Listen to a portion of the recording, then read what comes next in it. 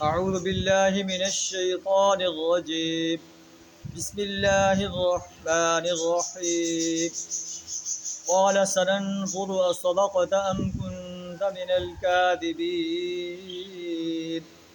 اذهب بكتابي هذا فألقه إليهم ثم تول عنهم فانظر ماذا يرجعون. قالت يا أيها الملأ إني ألقي إلي كتاب كريم إنه من سليمان وإنه بسم الله الرحمن الرحيم ألا تعلوا علي وأتوني مسلمين.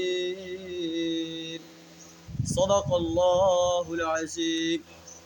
سورہ النبأ آیت نمبر 27 تا 31 آپ کے سامنے تلاوت کی.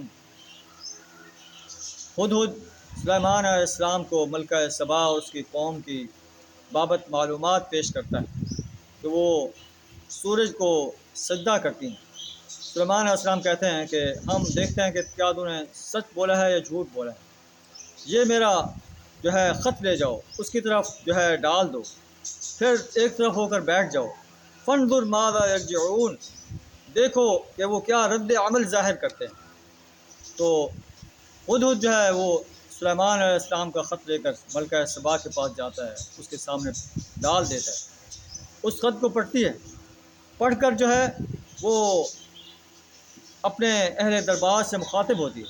یا ایھا الملو، اے میرے دربار والو، انی القی الی کتاب کریم، مجھے ایک اہم خط پھینکا گیا ہے.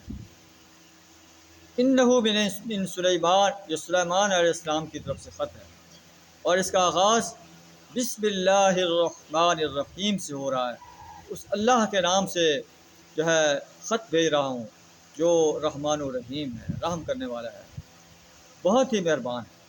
اللہ تعالی علیہ، میرے مقابلے میں سرکشی نہ کرو.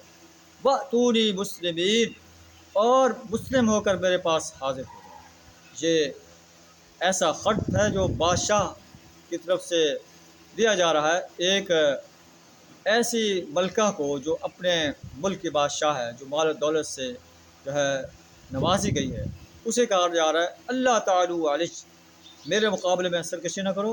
وَأْتُونِي مسلمین، اور مسلم بن کر میرے دربار میں حاضر ہو جاؤ. تو اللہ سے دعا تعالیٰ میں بھی اسی انداز سے انسانیت کو اسلام کی دعوت پیش کرنے کی توفیق عطا فرمائے. اپنی ہی اطاعت، اپنی ہی بندگی، اپنی ہی پرستش کرنے، اور انسانیت کو بھی اللہ ہی کی پرستش، اللہ ہی کی بندگی اور غلامی اور اللہ ہی کی اطاعت کرنے، اللہ کی حاکمیت کو ماننے اور اسی کی حاکمیت کو قائم کرنے کے لیے اپنا کردار ادا کرنے کی توفیق عطا فرمائے.